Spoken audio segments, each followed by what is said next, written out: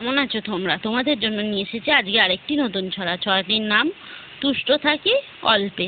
আমরা সবাই অল্পে তুষ্ট থাকলে কিন্তু ভালো থাকি, কিন্তু যখনই আমরা কোনো জিনিসকে একটু বেশি করে চাওয়ার আশা করি আর যখন পাই না, তখনই আমরা সবাই খুব কষ্ট পেয়ে যাই।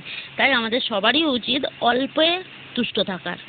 তো এই ছড়াটা শোনো, তোমাদের কেমন লাগে তোমরা আমায় কমেন্ট করে জানাবে কেমন।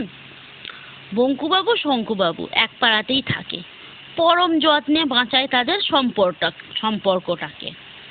চেহারায় মিল ছাড়াও তাদের রুচিও অভিন্ন, কোথাও মত পার্থক্যের একটুও নেই চিহ্ন।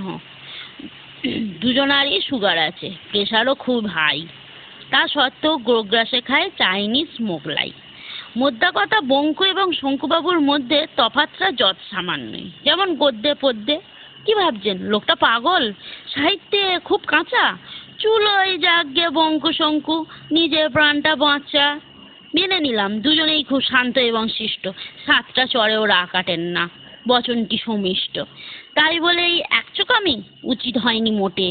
আপনি হয়তো বলে বসবেন, যার ভাগ্যে যা জোটে। বঙ্কু তো আর প্রফেসর নয়, তুষ্ট থাকে অল্পে। শঙ্কু একাই দাপিয়ে বেড়ায় সত্যজিতের গল্পে।